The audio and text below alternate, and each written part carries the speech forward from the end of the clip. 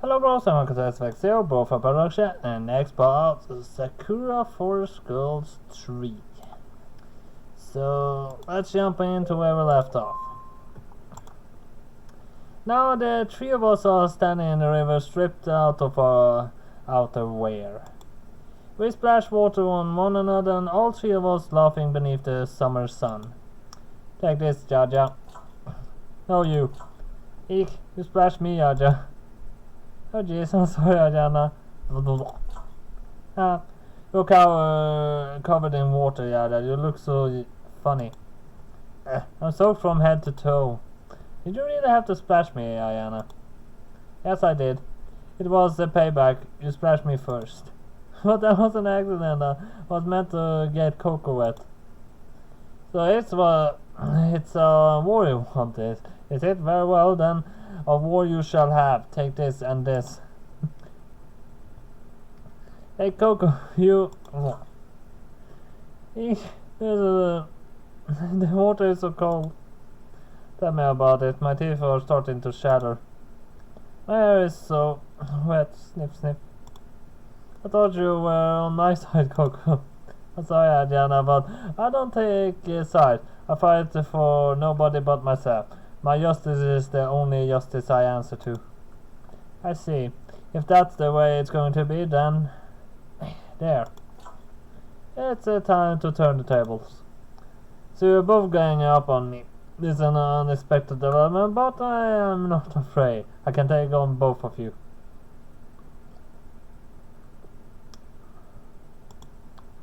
Oh yeah? Bring it. Believe me, I shall. Yeah. Look, you two both look so funny. You're dipping in water. We're acting like children, but this is a lot of fun. I'm glad to hear it. It's quite a healthy workout. Aiyana and I splash water at the Coco, who returns the favor, a wide smile on her face. My ponytail swishes as I move, and my bare toes curl against the salty riverbank. It's been a while since I let go like this. Aiyana is right. We're acting like little kids. This highly immature, but it's also a lot of fun. It feels like I regress to the period of my life where I had no real worries. I spent my days with Coco and Aiyana and thought of nothing but enjoying myself. A lot of things have changed since then, but I can still laugh with my friends as I always used to. I really am fortunate.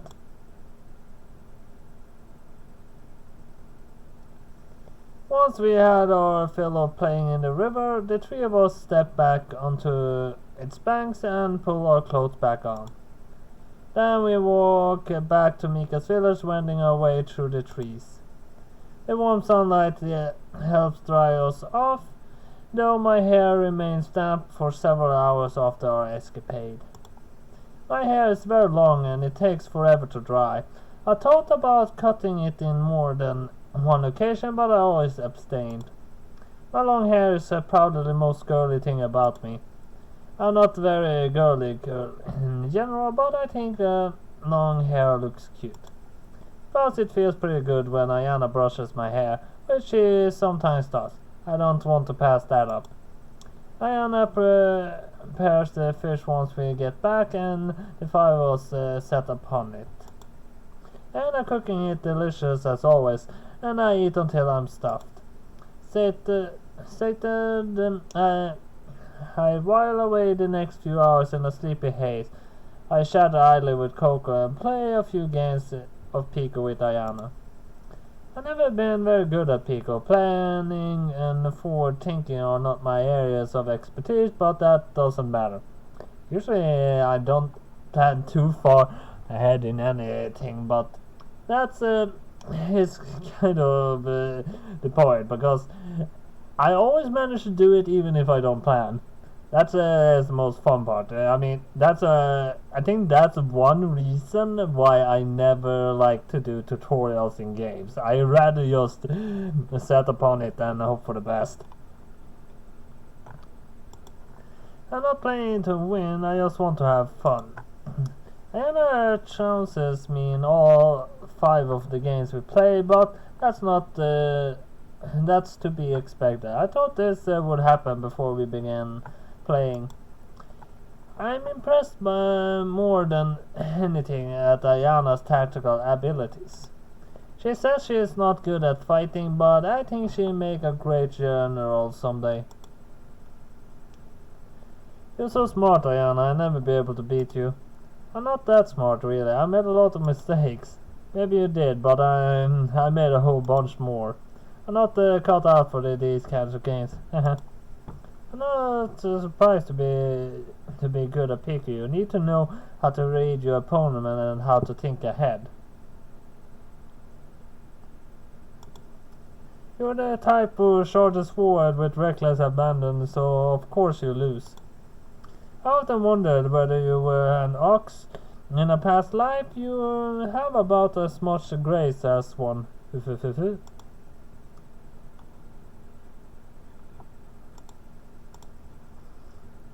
Maya giggles.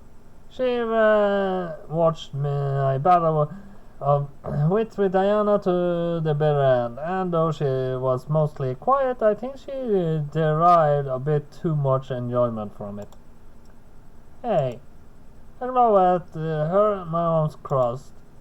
That's not very nice. You should try to be a bit more considerate after I lost so horribly. Oh yes, of course. My mistake. Would you like to rest your weary head upon my lap there, Jaja? I will do all in my power to suit you, miserable though you must rightfully feel. Maya pats her lap with one hand. I think she means for me to rest my head upon her thighs. I wonder what I should do.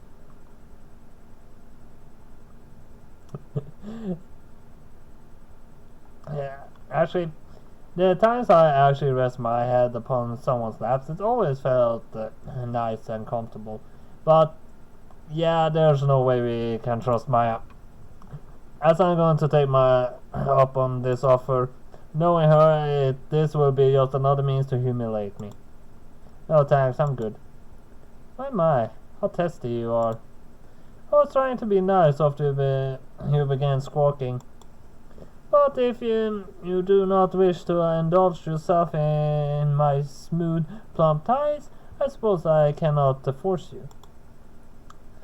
Really though, you are most contrary. Anybody else would jump at the chance. Maybe they would, if they didn't know that you an immoral wicked witch. I wouldn't trust you as far as I control you. And yet here we are. We are allies, you and I've been working together for quite some time. It is funny how things work out, isn't it? It's less funny and more aggravating. Now, you might often snap at me, but I know you do not mean it.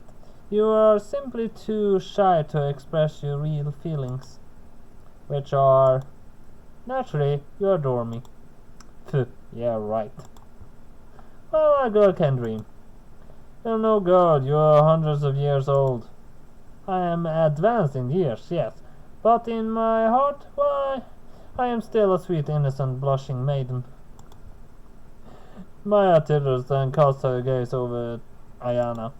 Now, if I may be serious for a few moments, that will be the day.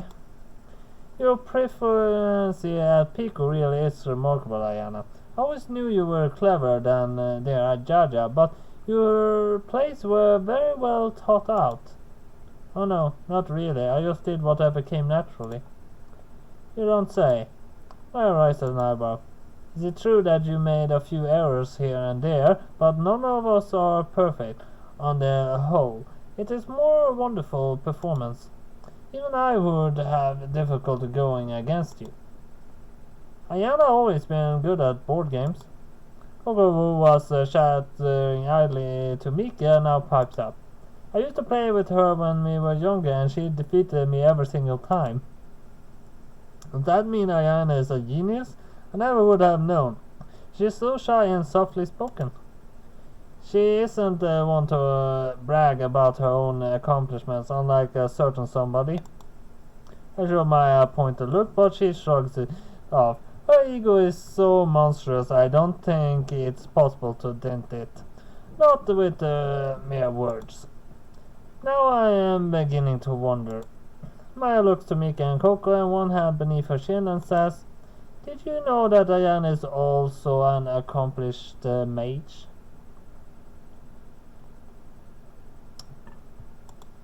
Really? Really, truly? That's the first I've heard of it. I didn't even know she could use magic. She can indeed. That slender body of hers is possibly packed full of mana. Though she keeps her powers under wraps, she was able to unleash it a short while ago while we dwelt in the princess's village. It was under attack by slimes, you see, but Aiyana made short work of them. Oh, that's amazing, Aiyana. I didn't know you were so strong. No, I'm not. Not really. Yes, you are. Don't sell yourself short. We were like bam, and all the slimes were like whoosh. I had no idea how I was going to get rid of them, but you made them disappear in a few seconds. Really now? That's interesting. Mika grins. It is not surprising though. I knew there was something special about you, Aiyana, when we first met in the forest. There are stories, you see, of those born with white hair. Such people possess immense mana, or so the legends go. Far from so than an ordinary person, or even an ordinary witch. That is why I wanted your hair so. It's incredibly valuable, not to mention incredibly rare. I always known that my hair was unusual, but I did not know I had any particular powers. Well, now you do. You have the makings of a real witch. I can use magic myself, but even I can sense the latent potential in you. The air around you positively crackles with energy. I think if you trained a bit, you might even be able to best Maya. Really? That's amazing. I want you to show me some of your powers, Aiyana. I love to witness them. I'm not sure about that. Maya is exaggerating Raja too. I don't think I'm all that strong. I was able to drive the slimes away, but I wasn't alone. Imala helped me. She gave me some of her power so I could fight. And that isn't all. She dressed me up too in this strange red dress. I think I must have drawn some of my strength from that. It did not all come from me. Ah yes, that dress. I remember that. It suited you very nicely indeed. Mala might be a wretched villain, but she has good taste. Then again, you are so lovely. It wouldn't be a challenge indeed to make you look It would be a challenge indeed to make you look unattractive. Thank you. Don't mention it. A cutie like you deserves a compliment or two. Maya smiles, to which Aiyana blushes. She does that often, whenever she is the subject of conversation. Would it be correct in thinking that the dress looked something like this? Maya clicks her fingers, and when she does, the plain garb Aiyana was once dressed in melts away. Now she is attired in one more of the same wine red robe Imola grabbed her in. It looks completely identical to the piece, complete with the shining diamond chains and the glittering golden jewelry looped about the slender arms. My! Mika stares at the dress entranced. That really is a lovely dress. It suits you well, Aiyana. Aiyana lifts her head shyly, her poor face aflame. She looks so flustered. She is putting the fires upon which she cooked her fish earlier to shame. Why did you dress me up like this, Maya? I don't understand. I have no reason to wear a dress like this now. We are are doing nothing more strenuous than sitting. That's true, for the moment at least. But while we sit here, Aimala could be getting up to untold mischief. We need to stop her, and soon, so the other villagers do fall victim to her machinations. I do not know if we will be able to best her as we are now, but we may have a chance if we utilize your powers. You are strong, Aiyana, regardless of what you think. The magic energy is immense, and you are a good tactician, as your overwhelming victory in Pico shows. Won't you let me advise you? I will take you under my wing as an apprentice, and I shall teach you all I know about magic. In time, I'm sure you will be able to master your own abilities. You're very, very smart, so there shouldn't be any issues. What do you say? Well, I even conjured up a pretty outfit to help you get into the mood. Surely you cannot mean to turn my offer down. I mean to take this seriously, so will you dress? So I will dress myself up too. Look, Maya clicks her fingers, and one of her clothes melt away. Now she is clad in the same outfit she was when during the rain ritual in Ares village, patterned black fabric and skitting gold. The dress does look quite lustrous as it did during the ritual, illuminated by firelight, but in accurates of all my curves.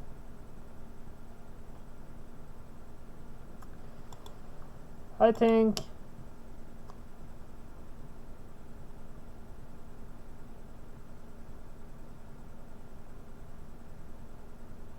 I mean, technically, I think she's trying to show up. So I'm gonna say total show up. She looks like a show off. Why does Maya insist upon being so ostentatious? It's like she wants everybody to stare at her. Which, to be honest, she probably does. She's no sense of subtlety at all. Mika, however, doesn't seem to share my objections. She beams at Maya, then says, "I've not seen you wear that before, Maya. You look good." "Thank you. You needn't have bothered telling me that. I know I look good in everything, but I appreciate the sentiment. I don't often get myself dressed up, but I think the occasion calls for it. If I am to be Aiyana's teacher, I cannot let her outshine me. She might have more mana at her disposal than I, but I have far more experience. Now, Aiyana." Maya extends a hand to the trembling Aiyana. "Will you join me?" "Well, I don't feel shy with her hair. I do not think I'm as powerful as you seem to believe, but if you want to help me, it'd probably be careless to turn you down. I too want to defeat Imala, so and at the teeth for at the lower lips, she swallows. Then she lifts her head, meets my eyes with her own. Alright, we can practice for a bit. Just don't expect too much from me. I would hate to be a disappointment."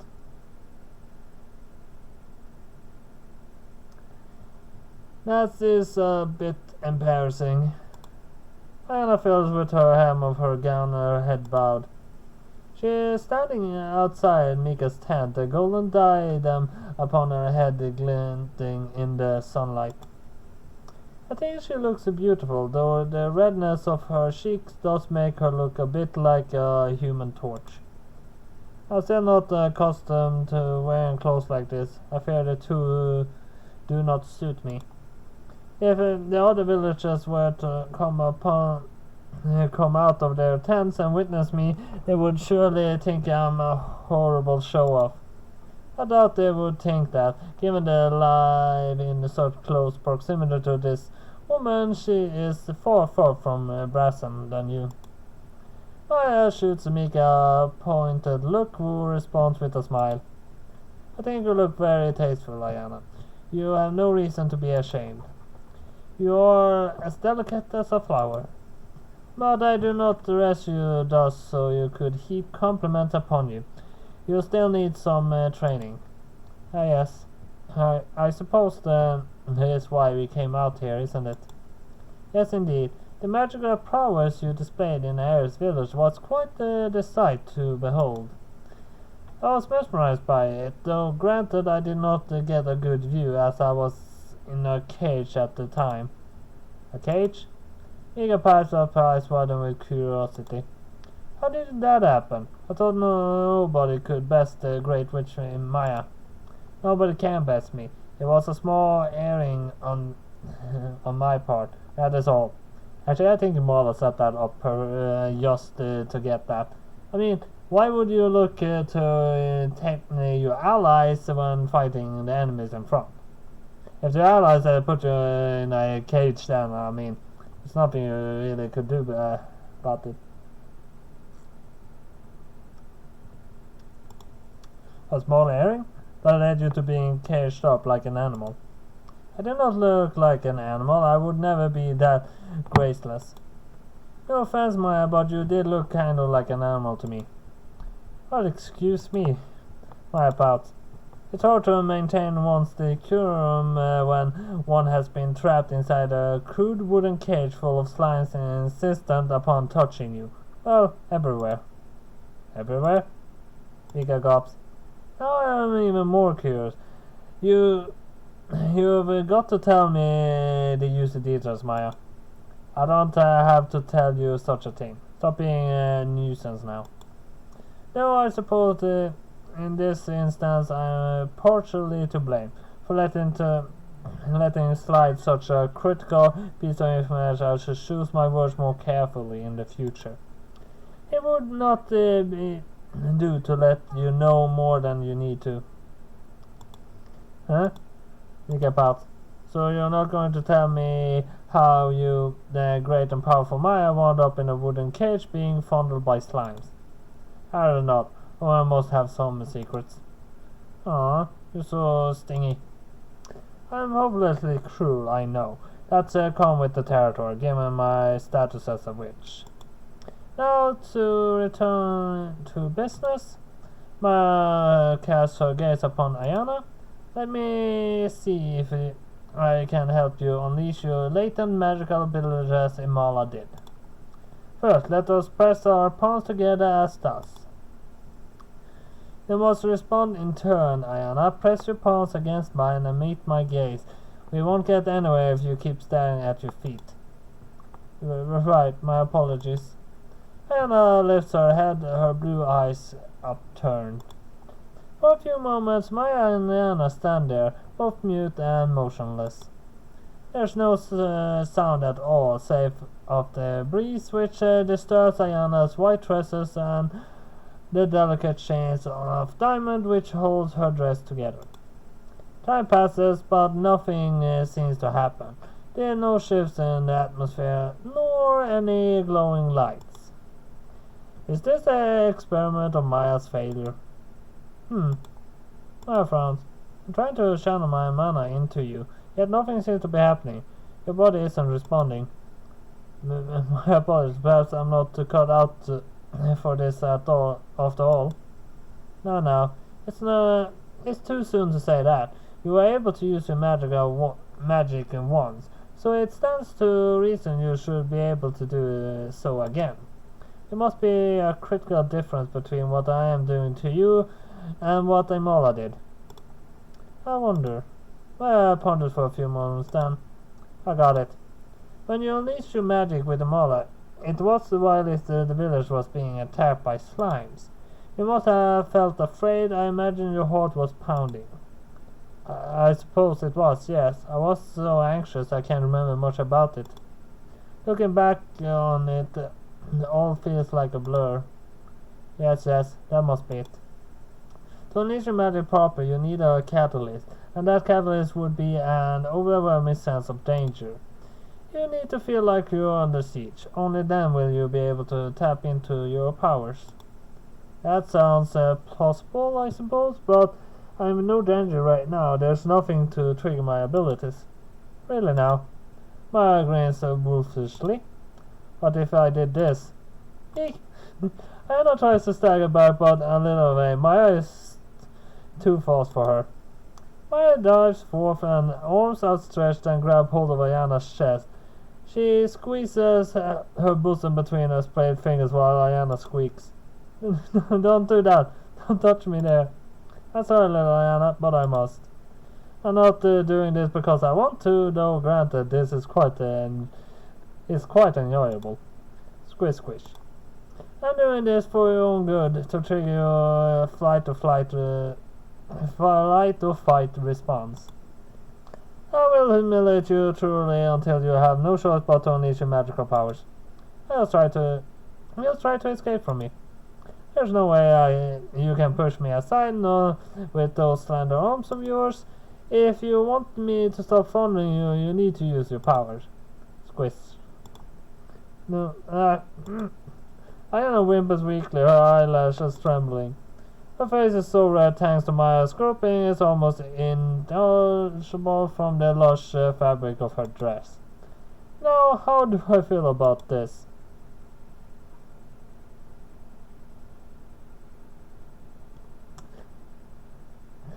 Well, then if I'm yellow to Maya, it's because she got to touch Aiyana's boobs. If I'm yellow of Aiyana, it's because she's getting touched by Maya. And of course, if this would be more fun if I was involved, of course, being left out to watch such a spectacle without any decency, it's not fun to be left out of anything, really.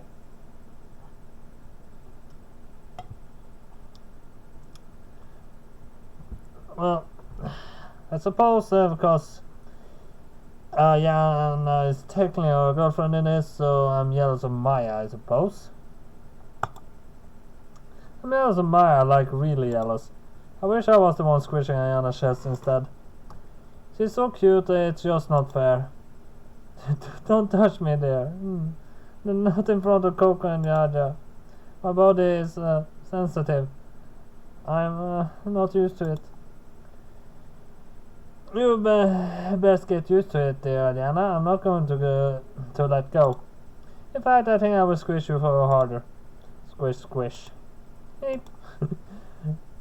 Oh, I could get addicted to this. These cute sights and souvenirs you making are simply delectable.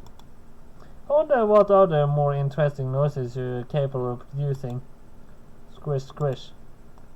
No. No. Aiyana tries to twist free from the pointless. Maya is much stronger than she is. There's no way Aiyana can throw her off. Oh, this feels too good to stop now. I'm having the time of my life. But these pesky clothes are getting in the way. Maybe I should remove them. No, you absolutely can't do that. Don't touch me. Anna squeezed her eyes shut, white lashes matting together, her fingers curled into a fist, and then... Ah! Oh my! No way. A burst of bright white light erupts Maya's body. The light is so glaring I have to glance away so that to shield my poor eyes. I blink rapidly, white spots flickering across my vision like feathers. It takes a few moments before I am able to turn my head, but when I do... Oh, that sure is something. I found myself staring.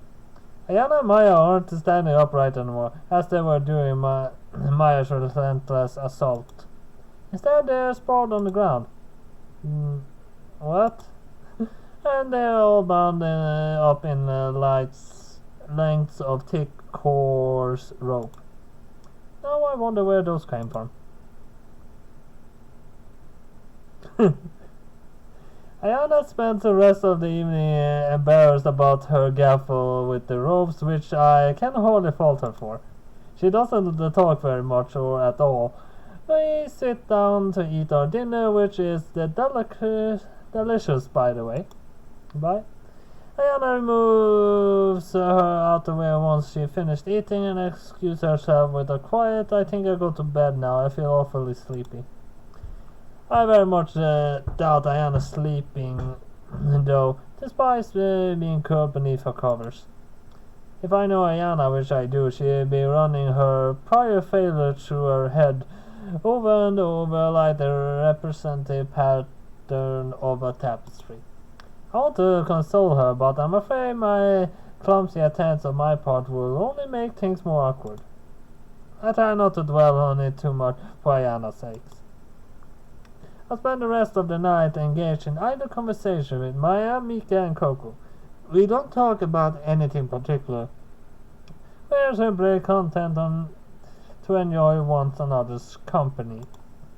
Mika and Coco seem to be enjoying themselves awfully a lot. They exchange furtive glances, giggles over inside jokes, and sit close enough that their shoulders are brushing. When Coco begins to tire, tears bathing in her eyes, Mika takes charge. I think it's high time we went to bed ourselves. We need our beauty sleep.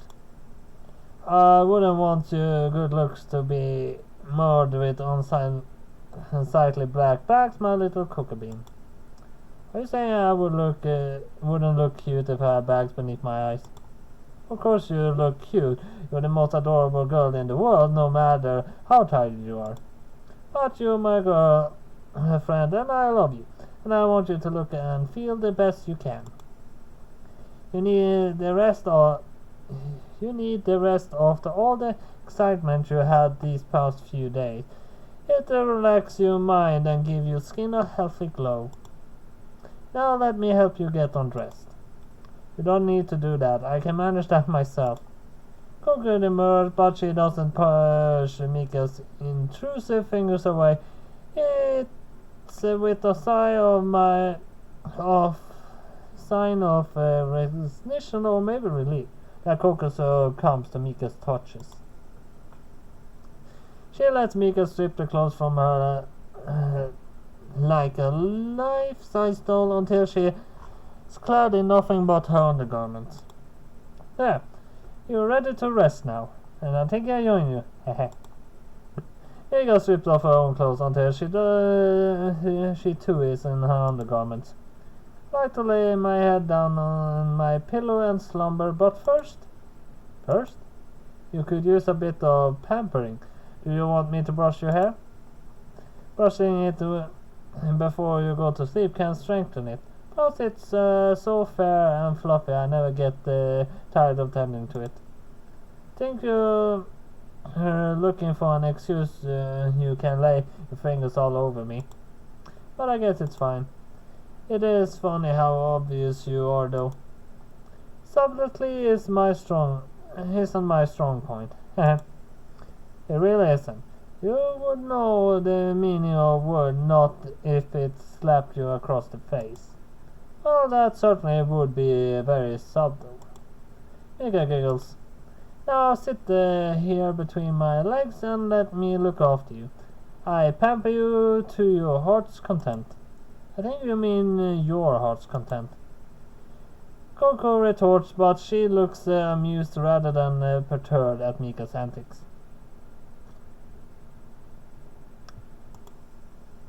Yawning, she obeys her girlfriend's order. She kneels between Mika's thighs and her hands resting upon her own lap.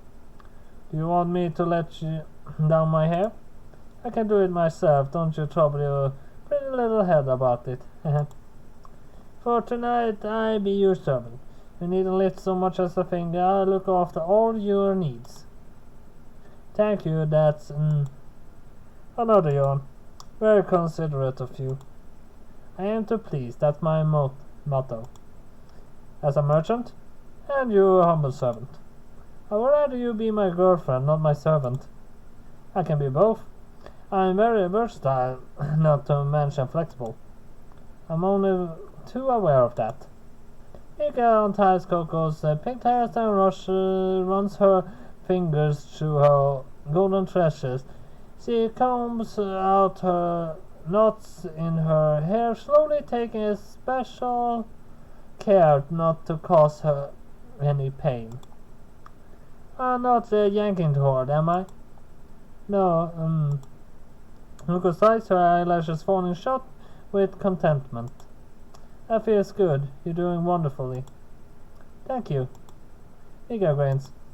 I think I've gotten all the knots out I can with my fingers. Now I need to brush it. 100 strokes should do the trick. Won't your arms get tired? No, I'm made of strong stuff. Really? Coco frowns. Her expression and her voice are stepped in doubt. You never go hunting with me, and you never do any chores. That's 'cause I'm saving up my stamina so I can use it to look after you. Don't underestimate me, ma. Yeah, I can attest that I'm very energetic.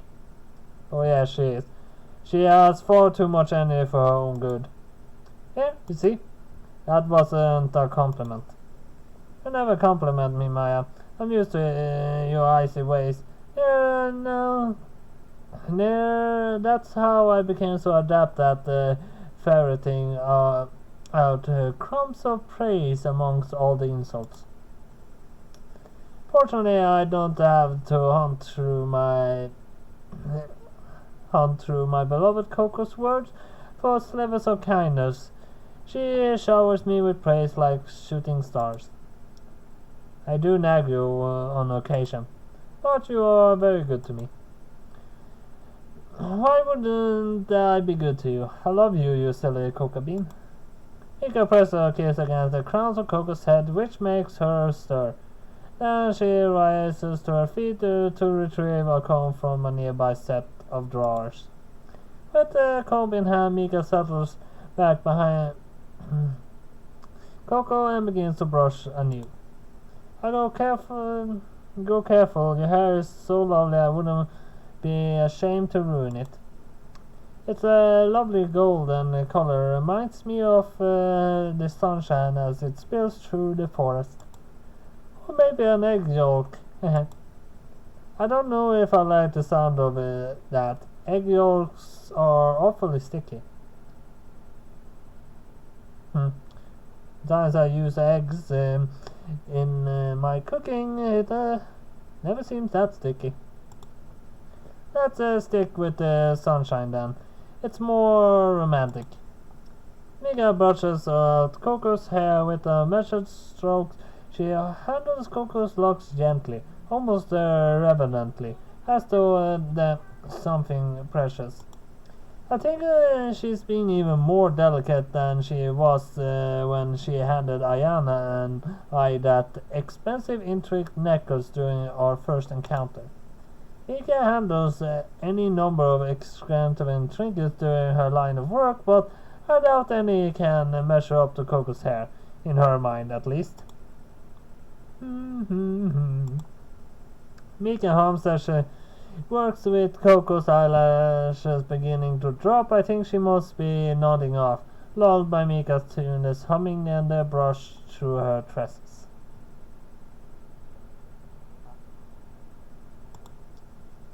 A warm, cozy atmosphere prevails throughout the tent. I'm starting to feel sleepy too, though nobody toying with my hair. I wouldn't mind sitting between Mika's thighs while she runs the comb through my own hair. But I doubt she grew me as attentively as she is Coco. I actually had one of my ex-girlfriends actually comb my hair when it was a little longer than usual, and well, it felt very good. I'm not Mika's girlfriend. She is professed no feelings of undying love to me. Are you alright, Coco? Getting sleepy? A little. I can tell. Your head is starting to drop. You get so docile before you're about to go to bed, and you make the cutest noises. I could brush your hair for hours and hours without pausing. But I'm not selfish enough to keep you awake that long. I'll try to wrap things up soon. Then we can curl up together and go to sleep. How does that sound? It sounds nice. I thought you'd say that. I know you as well as I know the lines across my own palms. Look at these two. My pulse of face. They're all over each other. I'm starting to feel distinctly unwanted. I don't chime in with Maya's murmuring, but I know exactly how she feels. This is clearly an intimate moment between Mika and Coco. They're so happy together. I want another company. I feel like they're emitting a radiant, almost celestial light. Mika's smile is so bright, I find it hard to look at her. I'm happy for the two of them, of course, but I can't quite quiet the worst of my anxious can't say the word right now. I feel restless at night and unable to sleep. Me and Coco are snoozing while cuddled up and intimately with one another. Mika spoons Coco as she did the night prior, one arm looped about her stomach, as though meaning to claim her. The pair of them are smiling and their faces glowing with happiness. I'm glad for them, but looking at them makes me feel anxious. Despite Coco's prior reassurance by the river, I don't feel like I belong here. I rise, stretching, and raise my arms above my head. Cover slides off my body, exposing my bared shoulders and stomach to the air. It's a cold night, and I shiver. I run a hand through my hair, then glances about the tent. Aiyana is lying on her side beneath another pile of blankets. I can only see the back of her head from this angle, and white hair with the trails along the ground. She hasn't stirred at all, despite my shuffling. I think she must be asleep. I look next to Maya. She's laying not so far away from Aiyana, bundled up beneath her own blankets. Everybody else looks cozy, cocooned in the land of dreams. I wish I could join them. Why am I so full of nervous energy? I doubt I'd be able to get to sleep in my current state, or it's just what the shaman ordered. I murmur under my breath. Rise to my feet and slink out of the tent. The flap closed behind me soundly, and soon I find myself swallowed up by the night. The sky overhead is dark midnight blue, sprinkled with stars. They shimmer mysteriously in the multitudes I could distant and far away. I'm reminded once more of the time I found Airy on the hill by the village. The stars were bright then too, but they seemed so lonely. I know it's too late for this, but I wish...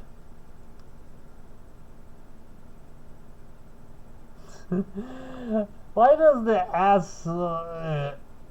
ask questions that technically needed a third answer?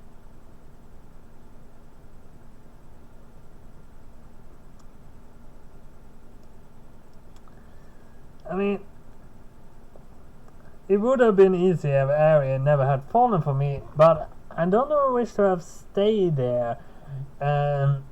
Technically, unless Mala suddenly disappeared out of the blue. But I mean, it would be a good village to technically stay in.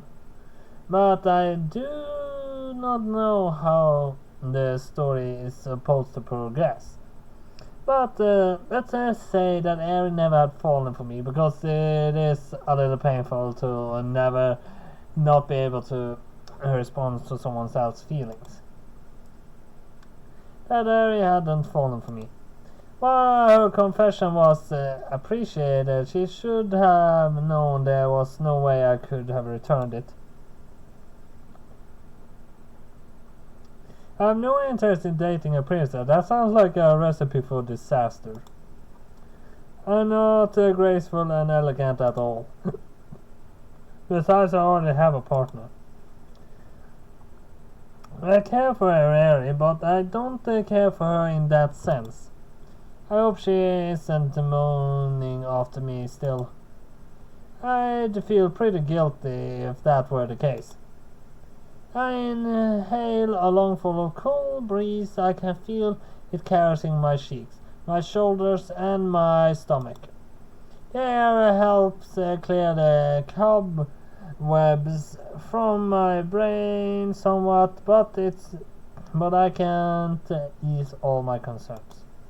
Coco has found somebody she cares about, perhaps more than she cares about Aiyana and I.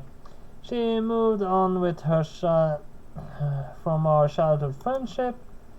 Why then did Aiyana and I spend so much time looking for her? We're all our best efforts for nothing. It's as I'm pondering this gloomily, my head upturned towards the stars, that I hear it then a rustle from behind me of bare feet against the grass, and then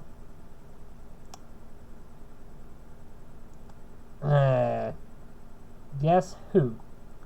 Huh. I mean, if I thought that Mom actually was possible to find us, I would think it was her, but I guess Maya. All of a sudden, my world goes dark. Hands are impressed about my ass, and my familiar softness pushed against the curves of my naked spine. I feel a warm breath against the shell of my ear and a hair-triggered nap on my neck. A faint floral aroma makes my nose twitch. I recognize this sensational smell, so I don't even need to think twice about it. After all, it isn't the first time she's done this. I don't know anybody more touchy-feely than Maya. Ding, ding, ding. You get a prize. You said that the last time you pulled the stunt, and the prize has yet to appear. What? Maya steps back proudly. She links her arms behind her back and appears at me from beneath her eyelashes. Are you trying to suggest that my presence isn't a reward enough? I'm not suggesting it, I'm outright stating it. Why would your company be rewarded when I have to put up with you every day? Put up with? My echo smiled less than stellar sentiment, her brow furrowed. But that isn't very nice. You make it sound like spending time with me is a chore, my dear Jaja. Sometimes I feel like it is. I turn my head away from Maya, then divert my gaze to the starry sky. The moon is rather full tonight, like a bowl of milk. It illuminates the tents and the trees and the top of my own head with my one pale light. It's like the stars look sad and far away. I must be in a melancholic mood because the sight of a distant moon tugs at my heartstrings. So what are you doing out here? I could ask you the same thing. Why are you out and about such an hour? Good girls should be tucked in beneath their covers, fast asleep. Says you. Says I indeed. Such cautions don't apply to me. Why not? Are you being a hypocrite, Maya? No, far from it. I'm not a girl, you see. I'm much too old for such a title, and well, when I turn to Maya, I see her smile wider than I anticipated, her teeth flash in the dark just like the stars above our heads. I never once tried to be good. You got me there. I suppose witches are meant to be wicked. Yes, indeed. My wickedness is part of my identity. I'm glad you're so quick to catch on. So did you come out here to torment me? I came out here because I was concerned about you. Why? I thought you were asleep. I was asleep. You woke me up. Oh? Sorry? It's alright. I've been meaning to have a private conversation with you since our arrival at this village. There's no better way to go about that than to speak beneath the stars. Meetings. You always seem to seek me out at night time. I wonder why. We witches feed upon the moonlight. It adds to our mysterious allure. Really? Hurry now, bro. I didn't know you were a nocturnal species. Yes, indeed. We are like bats and badgers. Yeah, I've seen badgers, but I've seen them in the daytime and nighttime. I highly doubt that. It must be another one of Maya's silly jokes. She's trying to lighten the mood and perhaps eases the knot of tension in the pit of my stomach. I suppose I can't blame her for that. She's quite considerate, actually. I've been pondering something these last couple of days, you see. What? Your relationship with Coco. Oh yeah? I try to sound unconcerned, but my voice betrays me. It cracks and I have to look away. My face is starting to feel hot. What about it? I can't bring myself to look at Maya, but she continues to train her gaze upon me. Her amber eyes seem almost to pierce right through me as she says, her voice measured. You're happy to see her again, aren't you? I wince.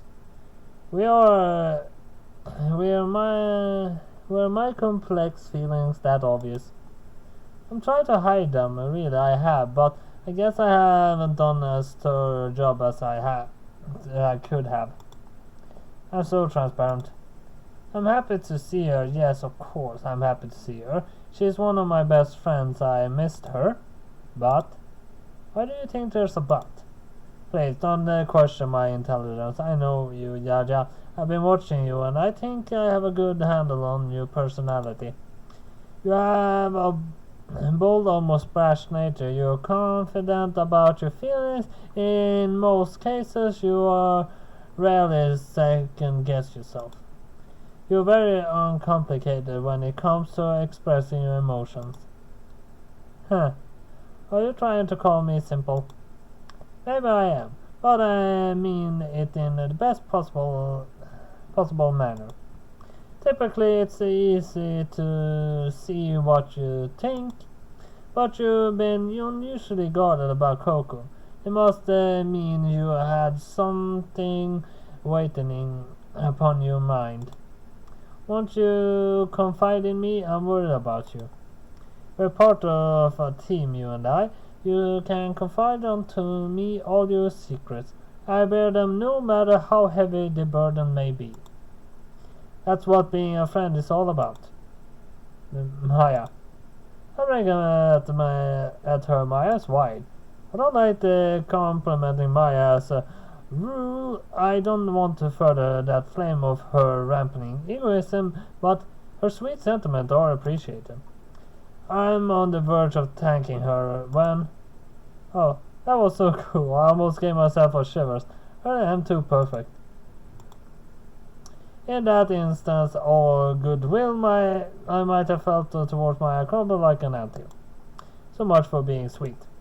Don't you think I have a way with words, Jaja? I could be a master of orator.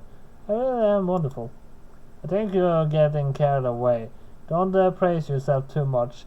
It's unpleasant. But if I don't, who will? You hardly ever compliment me, Yaja. Do you wish I would? Of course I do.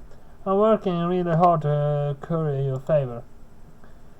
The least you could do is say, "Oh, big sister of mine, you are so wise and worldly, I cannot help but admire you. Please hold me to your bosom and say I shall be yours forevermore." Yeah, there's no way I'm going to that happen. Expecting in my dreams, perhaps. And why do you want me to call you big sister? I don't know, I think it sounds cute. You're not relevant, though. We don't look anything alike. And thank goodness for that, too. If Maya was my sister, I never would have gotten any peace and quiet growing up. Having such a anxious sibling would no doubt have warped me. No, don't get too hung up on the thematics. Leaving Maya ruffles the top of my head anew. We're getting off topic. Weren't you going to tell me about your feelings towards Coco? Though you wanted to tell you about my feelings towards Coco, I've been tight-lipped about the whole thing. Oh dear. Don't you want to confide in your lovely big sister after she went out of her way to seek you out? I already said you're not my sister. I threw my hand off me for the second time, scowling. My expression softens, however, a few seconds later. But I suppose I don't mind talking to you. It might do me some good. I never liked keeping secrets. Yay, I knew you would come around, Jaja. There's nobody more trustworthy than I. I take your secrets to the grave, I swear on it. With some luck, you won't be going there anytime soon. I know you're a woman, but you look remarkably good for your age. Why, thank you. And moisturize. Sometimes I really do wonder how old you actually are. Wonder away, I never tell. Alright, fine, whatever. Oh my. Anyway, about Coco. Yes, about Coco. Pray do enlighten me. As sits down at my feet, cross-legged as small child might, and peers at me, all wide-eyed enthusiasm. I'll be listening, teacher. Right. Well, I scratched my cheek, suddenly embarrassed.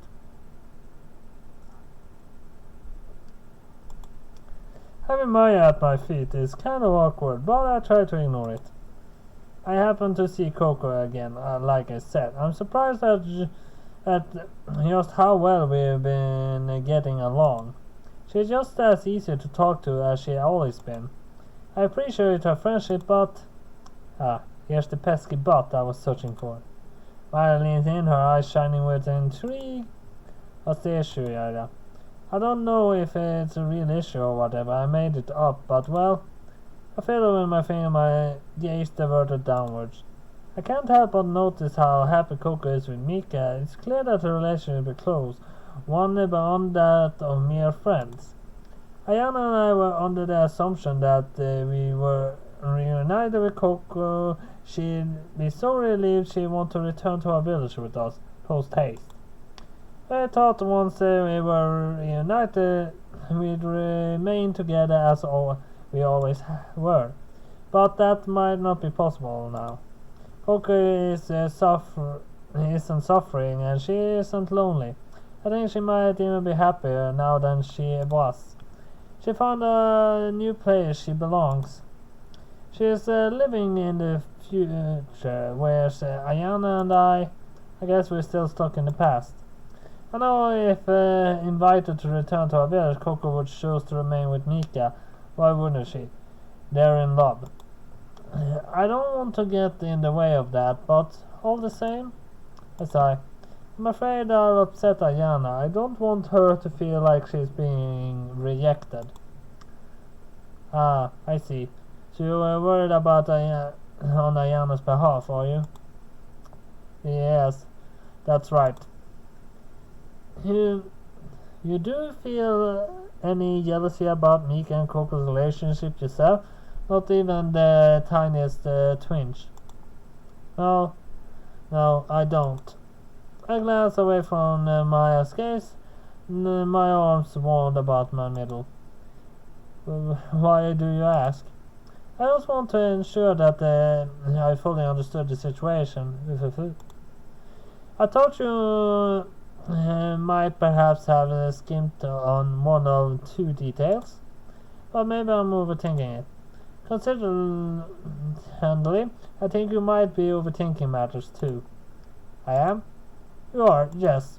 Maya smiles as though life's truly simple and gives me my ponytail a light, playful tug. And Aiyana is Coco's friend. As such, she should be happy to see her, even if it formed that the happiness is unexpected. Coco's reaction might sting, but I am sure she will accept whatever it is Coco eventually decides. It needn't matter if Coco refuses to return to your village. Aiyana has no cause to feel lonely. She still has you, after all. You are the best friend that ever there were. You endured much together. By this point, you should be more than less inseparable. I don't think that will ever change. I surveyed Maya in silence for a few moments, blinking then. I guess you're right. A small smile raised my lips. If Coco wants to stay with Mika, she should. I don't want her to sacrifice her happiness to spare my feelings. Or Aiyana's feelings. Oh yes, that's right. I hastened to correct myself, my face flushing. Aiyana, the one who would be upset, not me. I already come to terms with things. But of course, you are a mighty warrior and nothing faces you. Right. I scratched my cheek with one finger. I can feel the heat bleeding my skin like a wooden fire. I'm awfully a subterfuge. I inhale, taking in a lungful of crisp air, then begin anew. I don't know what's going to happen, but Aiyane wasn't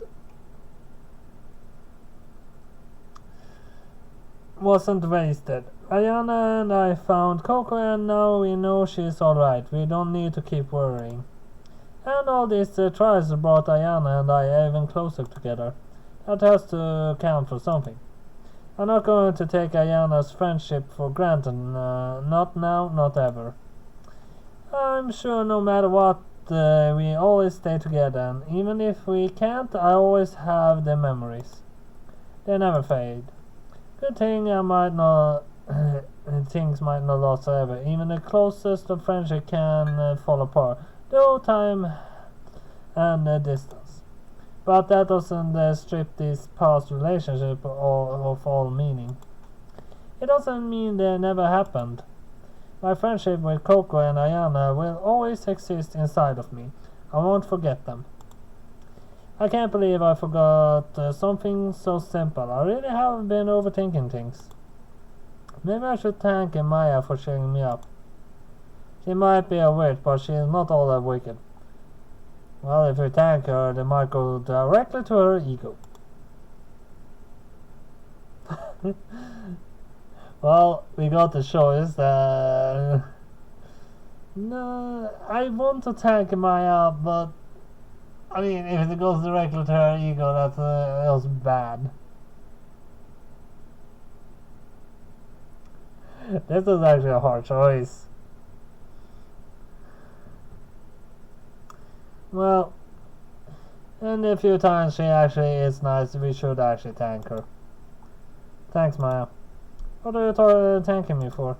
Nothing in particular. I'm glad you spoke to me, is all. You helped me see things in a new light. To be of service. As a witch, I'm helping people is my duty. Normally I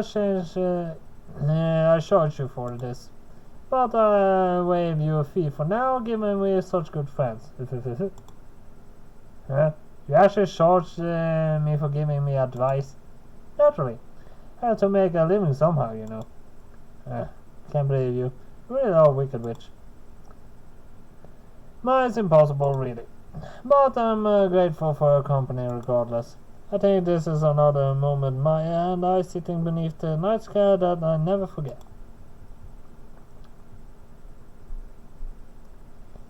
I wake bright and early the following morning with the chirping of the birds. I stretch and, as I always upon waking, then pull my plain day-to-day wear over my head. I ate simple breakfast in Mika, Coco, Maya, and Aiyana, saving every mouthful.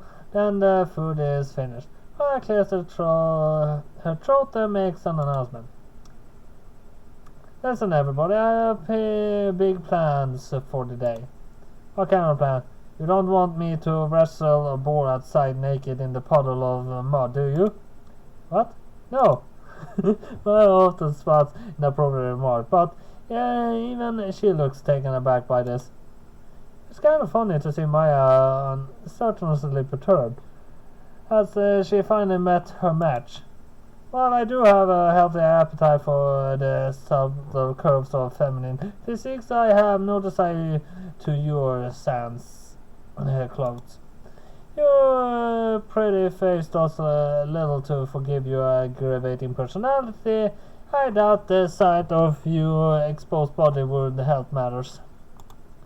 Oh, does that mean you think I'm pretty? I cannot deny it. Your features are pleasantly arranged. I own it. If only you did not talk quite so much. As such a great length, you would be a wonderful catch. Ah, shucks. You're too kind, Maya. I wasn't trying to be kind. I know, but that's how I choose to interpret it. There's nothing wrong with being optimistic. Perhaps not, but you are optimistic to the point of willful ignorance. I don't know how many times I have to castigate you before you understand how tiresome I find your company. But no matter. Let us return to the topic at hand. I have big plans for the day. Bigger than me, my wrestling naked in the mud puddle with a board. Much bigger than that.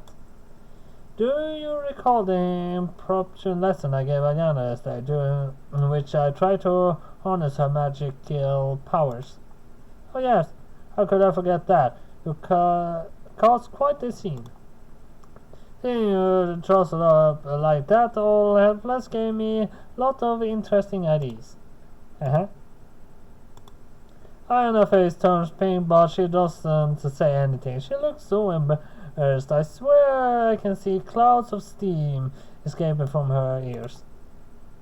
Mika, please. Coco Toots, don't say things like that to Aiyana. Can't you see you're making her uncomfortable? Sorry. I guess that's not her ladylike behavior. I really need to think before I open my mouth. You do indeed. I would spare us a lot of hassle. Anna pipes up shyly, her fingers toying with her whisper ends of white pigtails. Do you want to give me another lesson on magic? Indeed I do. You're so smart, Aiyana. You really do catch on quickly. I want nothing more than to brighten your latent power to the surface. I am sure they will be a great boon to us if only you can learn the proper utilization of your abilities. Imola won't stand a chance against us. I'm glad you have such faith in me, but I think you are pinning too many hopes upon my shoulders. I caused such a commotion yesterday, I'm afraid to try it again. I have no idea what I'm capable of. Neither do I. That's the fun part. I do so love living on the wild side. There's nothing fun about this. What if it hurt you? I doubt you will. I have faith in you, Aiyana. You might have faith in me, but I certainly don't. And that's your biggest problem. You need more confidence. Fortunately for you, I'm a great cheerleader and a coach combined. I cheer you on, all while pushing you to unlock your true potential.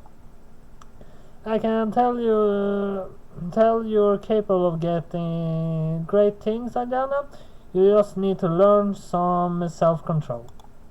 I guess your stamina could do with a boost too, so you don't get too tired out. I have a training session all planned out for you. I made sure to be as throughout as possible. I'm going to push your body to the utmost. Prepare to feel the heat. The heat, huh? There's no way I could condone something like that. I stab a finger at Maya, my eyes blazing with self-righteous fury. Don't do anything funny with Aiyana, you hear? I don't care if it is all the name of training. There's just some lines that shouldn't be crossed. What? Maya looks at me, a feline smile playing about her lips. I'm afraid I have no idea what you're talking about, my dear Fiaja. Would you mind elaborating? As if I would. You know exactly what I'm thinking. Would that were true, but alas. My side theoretically. My imagination is not as half as good as yours. I cannot conjure up a heated scenario at the drop of a hat like that. You cascade me for being shameless, but you are far, far more perverse than I. Are you perverse, Raja? What are you thinking of? Nothing. Are you sure? Your face is all red. I'm fine. It's just hot in here. Are you speaking of the interior of this tent or the confines of your own skull? I warrant it must be stuffed to the brim with wild fantasies. I'm no fantasizing about anything wild. I certainly didn't imagine you doing unspeakable things to Aiyana, so shut up. What sort of unspeakable things? They are unspeakable, so naturally I can't speak about them. Aha, the truth comes out. Jaja. Anna stares at me, eyes wider than her owls. What are you thinking of exactly? Crap, I think I might have dug myself into a hole here. How am I going to shamble out of this one? It doesn't matter what I was thinking of, it's irrelevant. Clumsily as it transpires, but with some luck that should bring the particular line of inquiry to a firm end. Intrigued though Aiyana might be about my flustered state, she is not bull-headed enough to persist in asking awkward questions. The more I of Maya and Mika think. Well, I'm not going to let them rile me up any further. Just be nice to Aiyana during your so-called training session, okay? Don't do anything to make her feel uncomfortable. I won't. I promise. Cross your heart. I can do one better and hope to die if that makes you feel better. I like to tease pretty girls as much as the next bored sadist.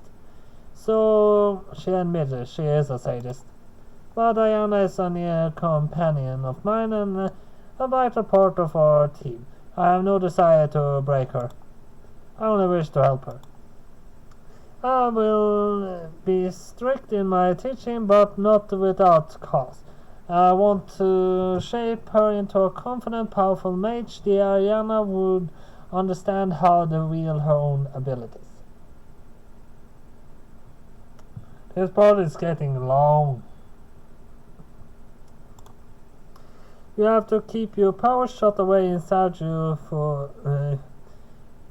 You have to keep your powers shut away inside you for too long, for fear of seizure. Won't you let me loosen the proverbial chains which bind you? The first step to being comfortable in one's own skin is accepting one's own strengths. I don't know. No, I'm still a bit anxious, but well. Anna swallows and lifts her head. Her blue eyes meet Maya's, and in one hand resting upon her chest. I imagine that her heart is pounding fit to burst. I can hear it, but I don't need to. I know Aiyana well enough to gauge all her reactions. I don't want to turn down your offer, and I do want to control my power. But what if I make more mistakes? I'm sure I cause you no end of bother. It's fine. You're cute, so I forgive you. Thank you. I feel somewhat better hearing that.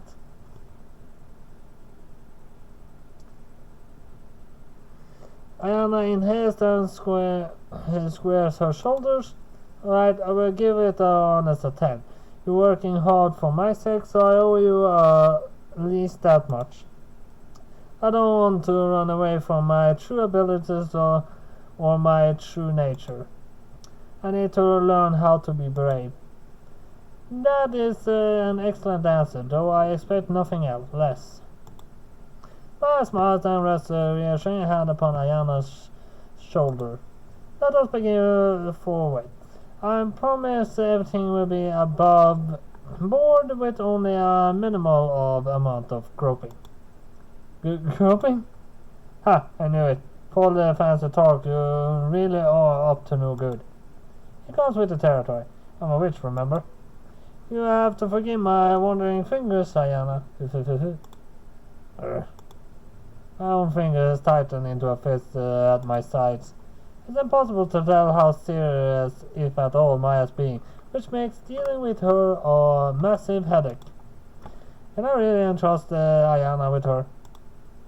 I'd like to rescue Aiyana from her reply, but Maya is the only member of our group with the magical knowledge required to act as Aiyana's tutor. I don't know the first thing about magic. There's no way I'm of any use. I guess I have to take a step back and put my faith in Maya, no matter how tremendous it may be. Now let us begin. Come on, Aiyana dear, I have a lot to show you. We need to start as soon as possible. Time is of the essence. Maya holds Aiyana to her feet and raises her out of the tent. And as the smooth shoots me a lingering gaze over her shoulder, her eyes wide and panicked. And then she disappears from sight. The flap of the tent falls shut and silence reigns. Well, Gogi is the first to speak up after a small pause. It looks like Aiyana has a busy day ahead of her, and I hope she'll be alright. She'll be fine. Maya not a bad teacher. Unconventional though her methods may be, she'd never hurt Aiyana. I'm more concerned about Aiyana hurting her. We all saw what happened yesterday. I had no idea she was so powerful. Those ropes just appeared out of nowhere. Cruz smiles amused at the memory. Will you keep an eye on them, Mika? To ensure nothing goes awry. There's a non-zero chance that I might need a medic on hand. Sure thing. I keep my eyes peeled. Good. As for me, I think I'll go into the forest. We're running low on food again. Being 5 people is more taxing than I first imagined. If you're going hunting, I can come with you. 2 pairs of hands are better than 1. And I bet Aiyana be starved when her training session's over. That sounds like a good idea. Let's do our best. We hunt up a storm between us. Yes, ma'am. I give Coco a salute. I won't be satisfied until we brought down the whole herd of adult deer. You can count on me. The story's getting long. I mean, in about 10 minutes, it's like 1.5 hours I've read straight without a pause. It really is a lovely day. I'm here deeply invigorated as Coco and I walk through the forest. The swaying grass brushes our ankles and the green leaves overhead shifts in the breeze. It's a warm morning and the sun overhead is very bright. Its rays penetrate the leafy bower above our heads, illuminating our path with the strewn pockets of light. I can hear birds singing among themselves from the treetops, though I can't see them. They must be hiding unnerved, perhaps by the spear and Coco's bow. If our little avian friends are all afraid of us, they needn't be. I've hunted birds before, but they tend to be small things, more bone than meat. They're not worth the efforts of killing or cooking. Well, it depends on what kind of bird it is, actually. I know around where I live there is an amount of birds that actually have a good amount of meat on them. And there are too many birds of the ones that scream like hell. I mean, you can hear them all across the town, and that's like 400 meters away. The birds are very, very, very loud. They rather go after rabbits or foxes. A deer, of course, would be a grand prize. The meat is particularly delicious. I haven't seen any rabbits or foxes though, much less a deer. They're quite elusive. Coco and I will need to be patient, silent too. I'm aware that the silence is a virtue, particularly while hunting, but I can't stop myself from speaking up. This is the first time during my reunion with Coco that we found ourselves alone. There's a lot I want to ask her, my mind possibly overflowing with questions. Say, Coco, what is it? I was just thinking, you get along pretty well with Mika, don't you? Well, I can. That came out of nowhere. Coco halts her tracks and examined me, frowning. A few moments passed then. Yes, I do get along well with Mika. I thought that would be obvious. She can be woefully lazy at times, but she has a heart of gold. She always puts my needs above hers. Every time we travels to sell her wares, she returns with a few trinkets for me. I tell her she needn't bother, but she insists. She likes spoiling me. Maybe she feels guilty because she never does any work when you're together. Maybe, but I can't say I dislike it. Mika looks after me in her own way. She confesses her love to me every chance she gets. There's no way I could ever hold a grudge against her. Oh, jeez. Coco's smiling to herself, her cheeks flushed like a young maiden in love, which I guess she is. She might have a few grips with Mika, but she's crazy about her. You must like her a lot then. Yes, I do. I'm glad I met her. I can't imagine my life without her in it, and I wouldn't want to. She's my girlfriend, and I love her. I figured as much, so I try to sound casual when I approach my next topic of conversation. It might be inappropriate, but it's been eating at me since we talked with Maya last night. We need some clarity on who's best to ask than Coco. I think you want to come back home with Aiyana and I if we offered. Is that what you were hoping? I've been thinking about it. Aiyana and I were certain you'd been miserable on your own and that you'd been missing us. I figured you jump at the chance to return to us, but maybe I was mistaken. Oh, Jaja. Coco exhales. Her green eyes are soft and gentle with of yet unspoken concerns. Does she pity me? I'm happy you want me to return to my old village. Really, I am. But that village isn't my home anymore. I found a new place I belong, and I'm happy here with Mika. She is very special to me, and I can't abandon her. Of course, you're special to me too, you and Aiyana both, but it's a different kind of special. Yes, I suppose so. You're my friends, and I thought you're dear to me. Mika is something more than that. I never felt like this about anybody else before, so it's hard to explain. I'm sorry if I'm doing a bad job. I don't want to make you feel unwanted or like you're second best, awfully comparing you. It's alright, I understand. I won't hold it against you. Are you sure? Aiyana and I are your friends, but Mika is your girlfriend. You can't stay with both of us, so it makes sense you want to stay with her. It's only natural.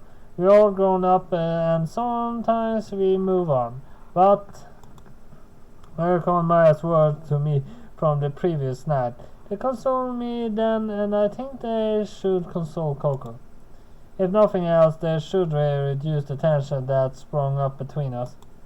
That does make the times we spent together any less important. The memories will always exist. I was trying to be profound, but it's surprisingly mature coming from you. Coco giggles at me and pout in turn. What do you mean surprisingly. You say I'm not mature. You weren't. You weren't when we were children. You always backtalk to your parents or the village elders, and then you got in trouble. You used to complain about it to me, and I scold you. Don't you remember? Don't remind me. I kicked the dirt with the tip of my foot. I get annoyed at you then for siding with the rotten adults. I was whining that you were picking on me. I'm sure that's how it must have appeared, but it wasn't my intention. I was just trying to be mature. You've always been the calm, collected one. I'm flighty and Aiyana's anxious, but you acted like our mother.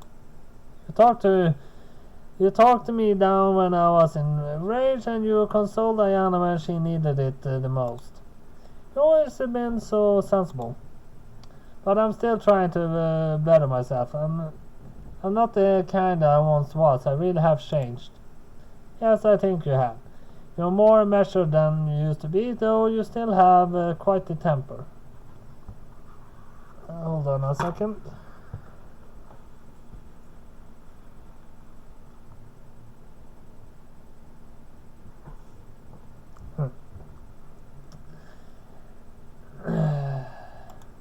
Cocoa girls, I'm glad you don't hold any grudges. I was worried you might hold my decision against me. The old me might, but not the old me anymore. You have my blessing. We all must find our happiness. It comes in many forms, just like the stars in the sky. That's right. I do worry about Aiyana, though. I don't want her to feel like I'm choosing Mika over her. What if it makes her cry, as I feel simply awful? She should be fine. She's stronger than she looks. Are you sure?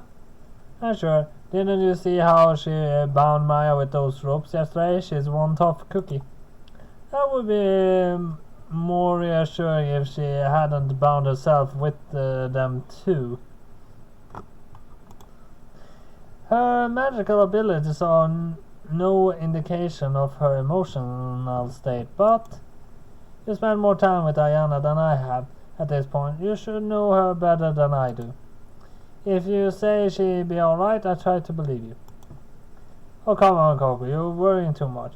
You're going to end up with wrinkles at this rate. Try to smile, Coco. I nudge Coco in the side and she steps back. I descend upon her, hands outstretched, meaning to tickle a submissive smile onto her face, but... Yeah, get off. Don't do that, you dummy, idiot. Hi. I must have been a bit too rambunctious, because Coco's foot slides out from beneath her. Did she catch it on a tree root? She pitches back, squeaking, her eyes wide with alarm. Coco!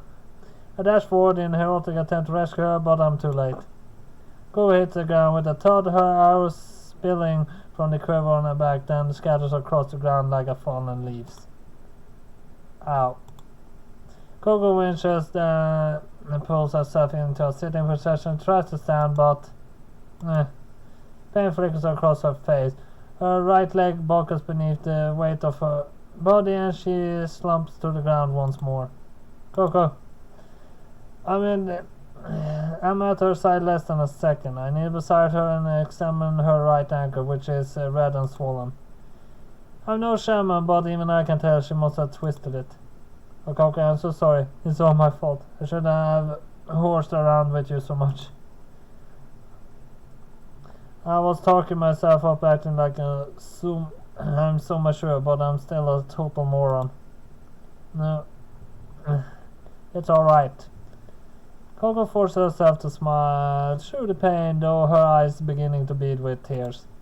I don't mind a bit of horseplay. I was enjoying myself as much as, in fact, reminded me of when we were children. If anybody to blame, it's me. I should have paid more attention to my surroundings. But if I hadn't tickled you, you wouldn't have fallen. It's alright. There's no point in trying to assign blame. It was just an accident. Not angry with you. And even if I was, it wouldn't help my leg heal. I guess she has a point there.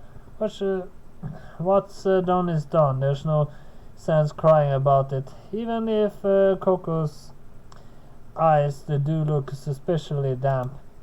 Do you think you can walk, Coco? Coco presses her fingers examining against her injured leg, then hisses in pain. My leg hurts too much. I'd rather not risk it. I guess that was wishful thinking on my part. We've come quite far into the forest. It might be impossible for Coco to stagger back on her own, but it would be unfair. Alright, I guess there's no other choice. I pivot about my soul so my back is facing Coco and glance at her from over my shoulder. You just have to hop aboard. I can carry you back. It's no big deal. Are you sure? What if I'm too heavy? You'll be fine. Don't worry. I'm tough. In a situation like this, I think you're supposed to say, don't worry. You won't weigh a thing. Really? You like tact. Coco presses her lips together, but only for a moment. When this moment passes, she smiles. But you're very thoughtful regardless. I don't much relish the thought of sitting on the forest on my own with a potentially broken leg. So alright, I take you up on your offer. Thank you for being there for me, Jaja. You would make an excellent knight. Thank you for yourself. I do my best. I know, I can tell. You've always been considerate. That's why I'm sure you'll be fine. You and Aiyana, I mean. Even if I leave you. I know you'll be able to look after her in my stead. You sell yourself short sometimes, but you really are a wonderful friend. Finally! That took way too long. So that was all I have for Sakura Forest Girls 3. This time as a headline was Scram. See you next time. Bye-bye!